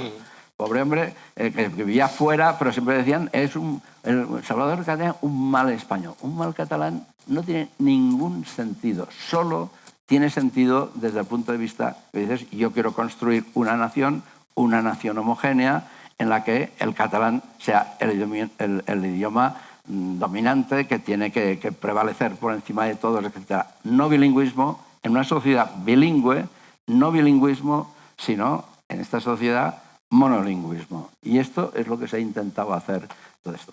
Hay muchas más cosas que decir. También está cómo somos los catalanes, la manera de ser. La escuela ha tenido un papel. Para mí, más importante lo han tenido los medios de comunicación. Más importante. O sea, la TV3, que se hizo desde el punto de vista técnico de forma impecable, una buena televisión desde el punto de vista técnico, pero en todos sus programas introducía el tema político. No solo en las noticias, no solo en el telediario, tal, que esto lo hacen todos los gobiernos, intentan ver que la noticia, que esta no salga, que esta salga mejor y tal y cual. No en esto, sino en todos los programas. Si había de esto de niños, solo se preguntaba cosas sobre, a ver, la comarca de Osona, cuál es su capital, y el no sé qué y no sé cuántos, todo este tipo de cosas. En los seriales que empezaron entonces, pues claro, primero era una Cataluña que solo hablaba en catalán. Quiero decir, cosas raras porque ibas por Cataluña y hablaban catalán, castellano y todo. Ahí todos hablaban en castellano, con alguna excepción. Si salía un guardia civil, este siempre hablaba en castellano. Y es decir, y si había un inmigrante porque había nacido y había llegado, era un abuelito ya tal mayor, entonces le decía a sus nietos, qué suerte tenéis vosotros que podéis aprender catalán en la escuela. Yo no he tenido esta suerte y a mi edad cuando llegué aquí, y además yo era analfabeto y no sé qué, no he podido aprender el catalán, pero vosotros... O sea, era una propaganda en todos los niveles del horario tal. Y igual la radio, igual la radio pública, y después ya, en fin, repartiendo dinero en las privadas con subvenciones, y en los periódicos también, si hacías una edición en catalán, te pagaban tal, pues esto estaba controlado. Este es el problema de Cataluña. Es decir, el problema de Cataluña podemos decir ahora, y podemos hablar de Puigdemont y no sé qué, y tal y cual. Pero no nos da tiempo a todo. Esto se forjó entre el año 80 y el año 90 y el año 2003 con gobiernos de Jordi Pujol. Que no engañó a nadie. Primero, que era muy listo, es muy listo. Culto. Que no engaña a nadie. En el discurso de investidura del año 80 dice, nosotros somos un gobierno nacionalista. Haremos una política nacionalista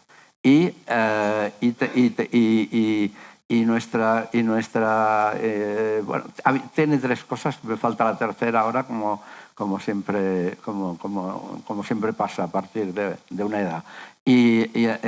O sea, lo dice claramente. Lo que pasa que los catalanes, tú te has referido, me parece, a esta idea tan excelente que pasa en todas las sociedades de que nadie quiere destacar en contra.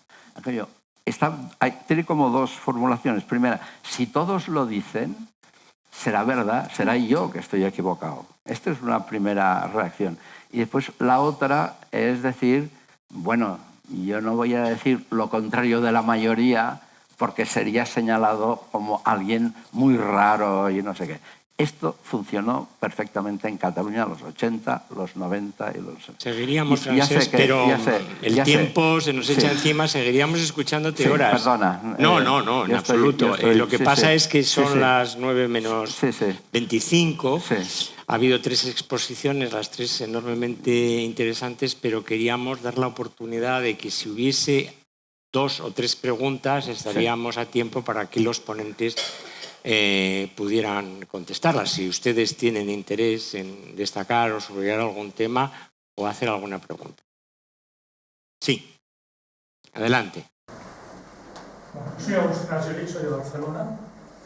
Supongo que se me oye, voy a intentar hablar. Sí, yo creo que se le oye, sí. Vamos a ver, yo voy a hacer una intervención clara, concreta, concisa, contundente y provocativa. ¿Vale? Puede subirse aquí si es provocativa, contundente y breve, pues porque para ser contundente tiene que ser breve. Bueno, vamos a ver.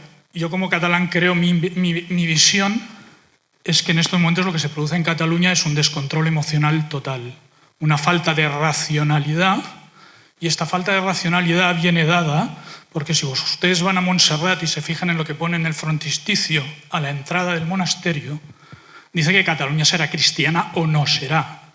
Cataluña no es cristiana, Cataluña ha perdido absolutamente todos sus valores trascendentes, y cuando hablo de cristianismo hablo de una visión general de los valores geocristianos, obviamente absolutamente compartidos con España. Estos valores se han perdido, la gente necesita algo por lo cual levantarse cada mañana y decir qué voy a hacer con mi vida, y ese vacío se cubre por un propio romanticismo, lo ha dicho usted, con el misticismo vasco y etcétera, se cumple por una nueva religión que se llama nacionalismo, y todo el mundo quiere ser rebaño y todo el mundo tiene que estar ahí. Y ningún empresario os va a significar, porque su cuenta de resultados depende de la Generalitat en muchísimo. Pues muchas gracias. Aquí hay algún vasco, ya sabe que eso de la religión, el nacionalismo como religión lo ha teorizado muy bien John Juaristi. Y Sabin Marana era un integrista católico que decía Euskadi para Dios. Bueno, ¿alguna pregunta más? ¿Ninguna pregunta más? A ver, ahí también, esta señora. Elda, ¿alguna cosa querías decir, preguntar o subrayar? Más que preguntar, pues, sí tenéis que comentar, pero sí que diría que no perdamos de vista que el idioma se está utilizando como una herramienta, no una herramienta de comunicación, sino una herramienta de exclusión. Cuando vamos al terreno de los argumentos, es decir, ¿cómo no se enteran los catalanes de que hay 600 millones de hablantes que están esperando pues, contratar, etcétera? Estaríamos poniendo las cosas como cuando García Margallo tuvo aquella intervención con Junqueras, que acabó desquiciado diciendo que no me contesta nada de lo que le estoy diciendo. Mío, si es que no están ustedes en la misma órbita, les importa nada, ni el idioma español, ni nada, porque no les importa el proyecto nacionalista, que son perversos de base, no tiene al ciudadano y el bienestar del ciudadano por encima de todo, tiene la progresión de su ideología, que evidentemente acaba beneficiando a unos más que a otros, y a la exclusión de los demás. Y sí, el hecho de la tribu, como decía Agustín, el hecho de la tribu es importante, el miedo es importante. Cuando hablamos de la omertà, siempre pensamos en Sicilia. Por supuesto que hay omertà. Más cerca, del País Vasco. Sí, claro. sin ninguna duda. Y en cuanto a lo que decíamos, Carmen, que tú me decías, a mí nunca nadie me ha hecho pues, ninguna apreciación, porque hay una cosa importantísima. Y es que Jordi Pujol no quiso inmigración hispanoamericana de ninguna de las maneras, solo del norte de África y subsahariana. Entonces, cuando el hispanoamericano viene, si yo llego a España, tengo que hablar español, ¿por qué no puedo hablar español? A este es muy difícil que después se le enseñe a hablar catalán. Todos los demás, cuando entran en Cataluña, solo se les enseña España, en catalán. Cuando yo he pasado pues, 17 años en Cruz Roja, cuando ya estoy en sociedad civil, hacemos una colecta cuando el inicio de la guerra de Ucrania, y me fui a Cruz Roja y a la Cruz Roja española en Cataluña. Le digo, ¿y todos estos ucranianos que estamos recibiendo, en qué idioma les estáis enseñando? ¿Les estáis enseñando un idioma para que puedan estar en Cataluña, pero puedan estar en el resto, no solamente de España, sino en medio mundo? ¿O qué les enseñamos? Y evidentemente no contestan. Porque el ciudadano es lo que menos le puede importar al nacionalismo. Por eso sociedad civil catalana, fundamentalmente es una entidad en la que tenemos muy claro el mínimo denominador común de todos nosotros, que es la defensa de los derechos y las libertades de todos los ciudadanos, en Cataluña, en España, en Europa y en el mundo. Gracias, Elda. Este señor también quería... Yo quería contradecir algo a Francesc Carreras, que tengo buena amistad con él. Que habla que el plan de estabilización perjudicó a la industria pero fundamentalmente textil catalán.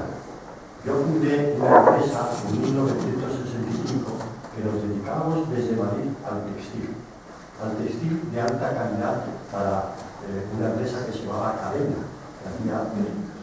Lo importábamos. Pagábamos unos aranceles del 50%. Los catalanes lo que hacían es que esos aranceles los pagaba la prensa de Lorca, de Onega. En cambio, los madrileños eso lo teníamos muy difícil.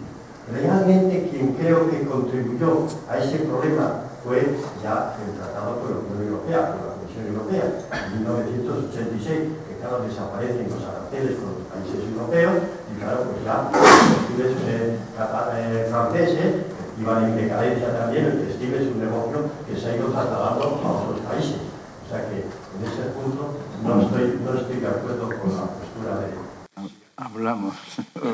Bueno, pues luego lo hablan. Tu hermano que sea el juez final. Daniel Busturia. Os quiero decir, primero un comentario y luego una pregunta. Bueno, déjale, Miguel Ángel, déjale, Miguel Ángel, déjale. Que tú aquí no estás moderando, Miguel Ángel. Tuve que sentar el comienzo de la transición, en el año 77, cuando estábamos tratando de diseñar qué se iba a hacer 10 caramellas a Madrid, lo que se fue en abril del 77, y se entrevista con Adolfo Suárez. Y a los pocos días va Federico Isar o Fernando Abril a verle a Tarradellas en Barcelona, a la casa de Rosell en el Ampurdá. En esa reunión donde se empieza a enseñar qué es lo que iba a pasar a continuación, el restablecimiento de la Generalitat inicial, etc., Tarradellas le dice a Fernando Abril algo muy importante. Dice, conmigo puedes tratar, porque sí tengo un sentido del Estado. El que viene detrás de mí no tratarás con él porque quiere convertir un Estado. Lo que habéis comentado antes. Entonces la pregunta, y luego eso dio lugar a una serie de debates, yo le decía a Adolfo Suárez, esto no es un problema de políticos, es un problema de psiquiatras. El País Vasco de Cataluña lo tiene que hacer un análisis psiquiátrico, porque lo que se trata es de reparaciones históricas basadas sobre ellos.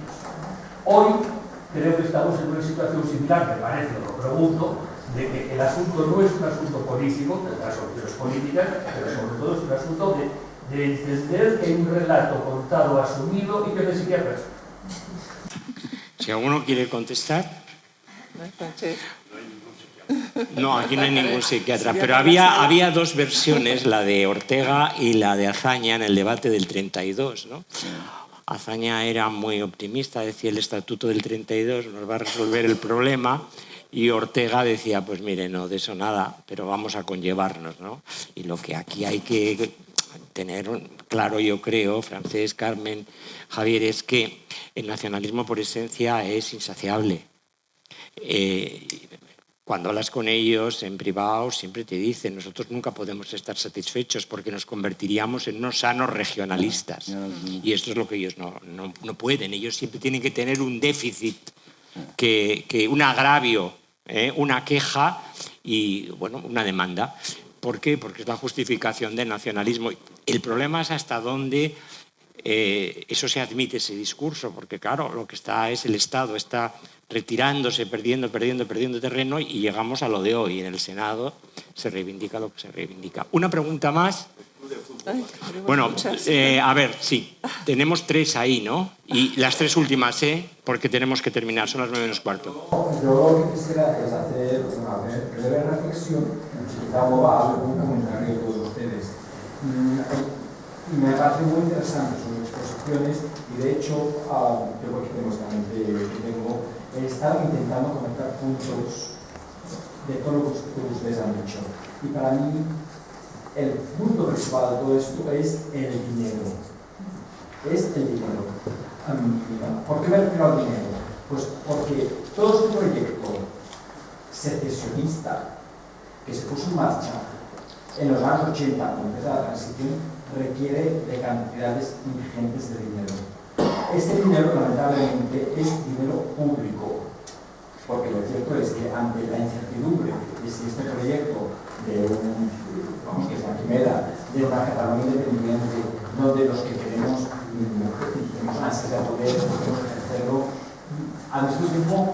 quiera arriesgar su propio dinero.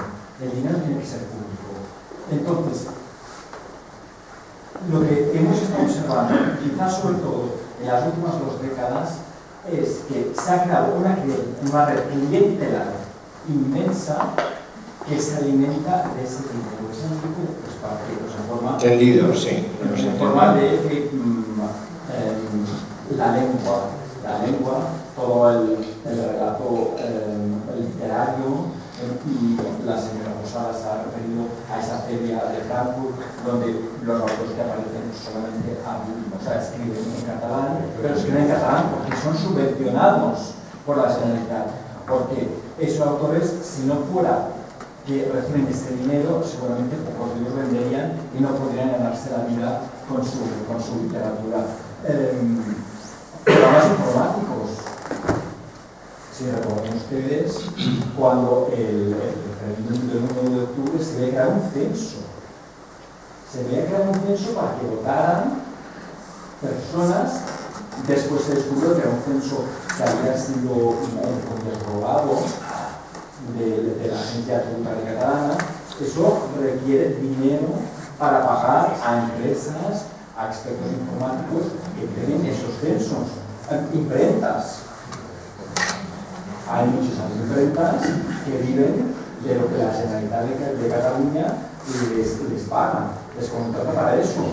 De hecho, si no me falla la memoria, incluso cuando en el 2017 se tenía la Guardia Civil buscando urnas, buscando papeletas, etcétera, se encontraron en una imprenta, no recuerdo qué población, en la provincia de Tarragona. Yo creo que le hemos entendido. Vamos a procurar que intervengan otros y después los ponentes contestan en conjunto. El tema económico, material, como esto. Usted también quería y la señora que está a su izquierda. Vale, y usted, pero hemos de acabar. Sí, a ver, por favor, adelante, con brevedad y luego ya contestan los ponentes. Daniel Busturia decía que es un problema... Perdona, si se puede levantar, porque hay personas que parece ser que no lo oyen. Enlace lo que ha dicho el señor Busturia con que es un problema del psiquiatra, pero ningún paciente se cura si no va voluntariamente al psiquiatra. Entonces, mi pregunta, por eso la enlazo por lo que ha dicho él, es...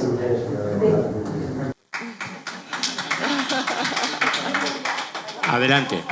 Repito muy breve. Decía que ningún paciente se cura si no va voluntariamente al psiquiatra. Si vas forzado, nunca, o sea, no te vas a curar porque no tienes la voluntad. Entonces, mi pregunta iba por, y no sé si es una pregunta o un deseo, pero a ver qué opináis los ponentes, de qué manera se puede desarrollar el espíritu crítico para que no haya tanta mansedumbre. ¿Qué es lo que tienes tú, Francesc, que te hace un mal catalán? Y, o sea, tu espíritu crítico, entiendo, ¿no? Entonces, ¿de qué manera podemos desarrollar eso o promover eso para que haya una ruptura de esa mansedumbre que tiene a todo el mundo maniatado? Y que estoy segura de que tus socios se sentirían aliviados si se disolviera el problema catalán, pero no se atreve nadie a dar ese paso, ¿no? Entonces... O sea, dinero y después el análisis un poco psiquiátrico y la mansedumbre. ¿Cómo se puede superar? Adelante. Yo les quisiera hacer una pregunta muy básica, que gente como yo, que no está metida tampoco en ninguna historia que defender, pero que ama a Cataluña muchísimo, que he vivido allí, que tengo un abuelo catalán, nos hacemos. Que es, ¿cuánta gente de Barcelona, Tarragona, y de Gerona estaría de un lado y cuánta estaría de otro? Este referéndum, que no es constitucional y que nunca se va a poder hacer. ¿Cuál es la impresión? ¿Quién ganaría como número de personas? A ver, la última, y, o sea, usted plantea mayorías. Las mayorías, ¿cómo son las mayorías sociales? La mayoría, ¿sabe alguien? Esto se sabe. A ver, señora, ¿usted? Muy rápido, Sí. y no necesito micrófono. ¿Qué pasa con el futuro? Aquí se decía que había presente y futuro. Y yo quiero saber qué vislumbran, si es que vislumbramos algo o es todo negro. ¿Hay alguna corriente por ahí que nos haga tener algo de optimismo o vamos a seguir ahondando? Muy bien. O vamos a seguir ahondando en esta deriva, ¿no? Muy bien. Bueno, ¿Me permites? Sí. Ya que estamos aquí, esta fundación se llama Carlos de Amberes y Real Diputación de San Andrés de los Flamencos. Yo quería decir que este tema de las lenguas tiene una capacidad de perversión infinita. Nosotros la placa de inauguración la pusimos en latín, para que no empezaran, estos son peligrosos francófonos, estos son peligrosos flamencos, etc. En Bruselas, yo recuerdo, bueno, me voy a extender brevemente, pero es que tengo que decirlo, cuando aquí vivíamos del marxismo-laureanismo. Laureano López Rodó mantenía en una entrevista que le hizo Salvador Paniker que este asunto, en fin, regionalismos y no sé qué en punta, que esto era un problema de renta per cápita, que en cuanto la renta per cápita llegara a no sé qué, a 3.000, no sé cuántos, que todo se había acabado. Puro marxismo.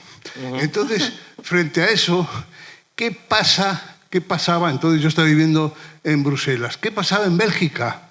Que con una renta per cápita que era 8 veces la nuestra, se mataban a ladrillazos por la frontera de un ayuntamiento con otro, si era flamenco o si era francés, y que en la universidad, para que se vea la perversión, en la Universidad de Lovaina tuvieron que hacer una universidad paralela, también de Lovaina, en territorio francófono, porque en territorio flamenco no se podía expedir ningún título académico con validez si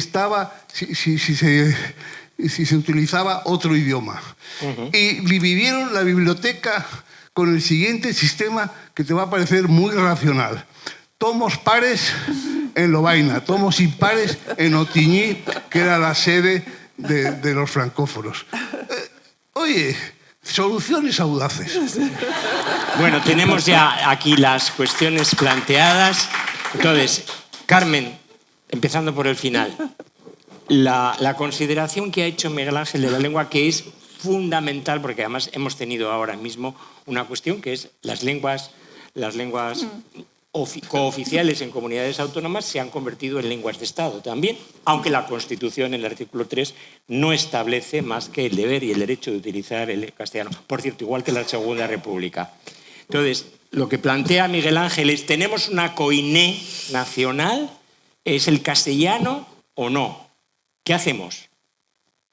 Bueno, ya la Biblia dice que cuando Dios quiso confundir a los hombres y ellos habían hecho una torre para llegar hasta Dios, lo que hizo fue confundir las lenguas, ¿no? Entonces, crear lenguas para que nos entendieran. Entonces, esto es imbatible.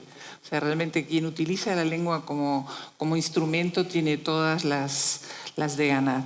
Yo quiero ser optimista porque la verdad es que esta noche estamos siendo muy pesimistas.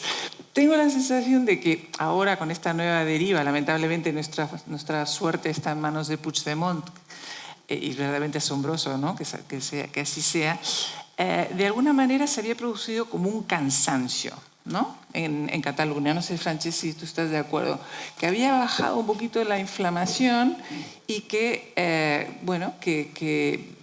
que la gente por lo menos podía, no estaban peleados, es que llegó un momento en Cataluña que tú no podías hablar con tu cuñada, ni con tu prima, ni con tu hermana, porque no sabías en qué bando estaba, ¿no?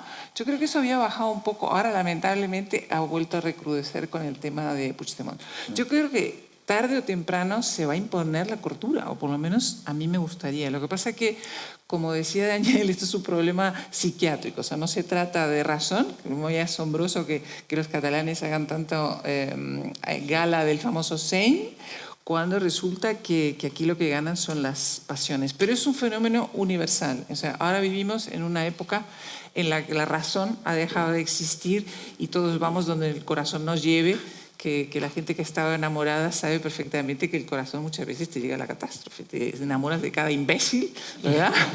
Bueno.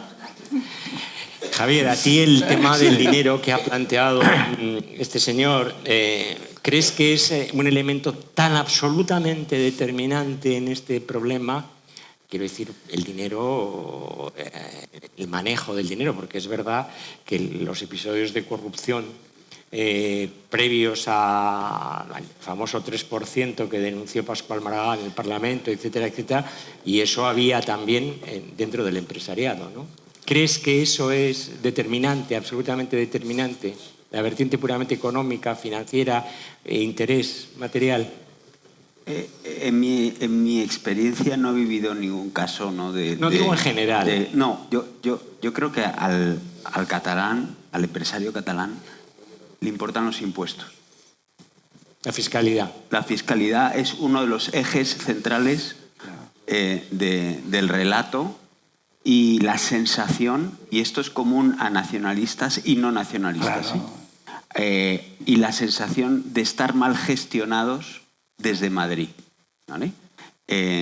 Probablemente tienen parte de razón, y les importan los impuestos, con lo cual el dinero sí que, en mi opinión, juega un papel.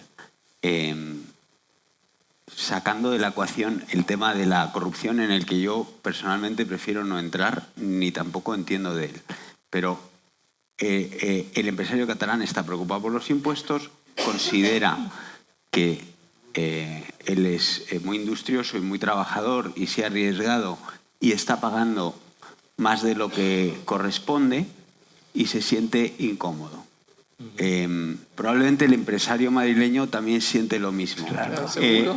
Todos. No, y el andaluz, oye, entonces, y el brasileño. El dinero todos. siempre es importante, pero por dar una nota también, como Carmen, positiva. Yo creo que el dinero es una energía que también nos puede ayudar a salir adelante y a traer un poquito de luz a esta cuestión, ¿no? Porque en las empresas manda la caja, y también une a los empleados, a los miembros del consejo, inversores, ejecutivos, la caja, y generar beneficios, que es una cosa que parece una tontería, pero al final es lo que manda.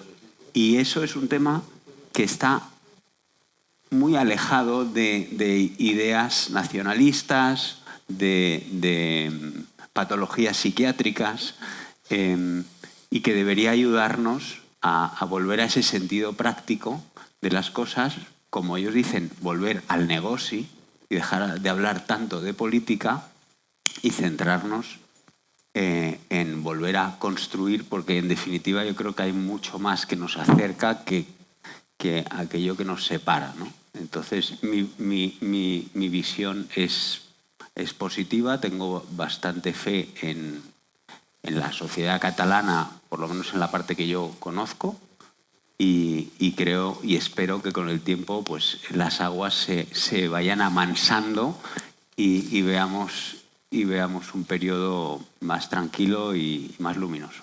Bueno, pues Carmen ha hecho la mención babélica de las lenguas y el tema también emocional. Javier se ha referido al tema financiero-económico.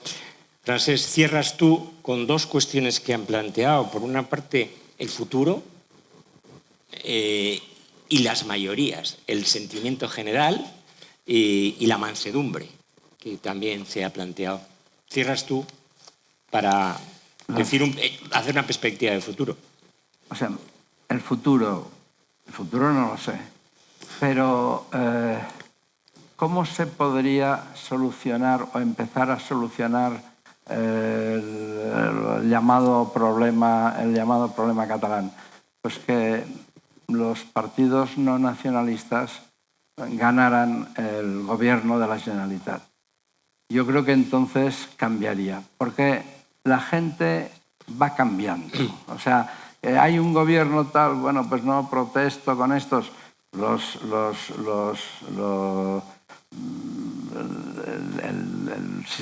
sistema de funcionamiento, con Estado central, Estado de las autonomías, hace que el Estado de las autonomías tenga muchas competencias en relación a los empresarios. Permisos, subvenciones, autorizaciones, impuestos. Todo esto. Y por tanto, ¿qué les pasa también al empresario catalán, a este empresario catalán? Oye, yo no me meto en líos porque si no, y además en esto han sido implacables en los tiempos que yo conocía, si no, no me darán ni permisos, ni tal, ni no sé cuánto. Contratación pública, la contratación pública, todo la el 3% licitación. y todas estas cosas. Y entonces, si cambia el gobierno, si Esquerra y Junts, que se llaman ahora, dejan de mandar en la Generalitat, yo creo que esto sería un paso muy importante. Y no veo muchos más. Y la sociedad catalana es mucho más abierta mucho más abierta y mucho más pragmática. Te has dicho la palabra, mucho más pragmática de lo que podemos imaginar. No están todo el día pensando en a ver cuándo, no sé. Hay miles de fanáticos y cientos de miles, si tú quieres. Pero en general no es así. Y si miramos la participación electoral, a veces es bajísima.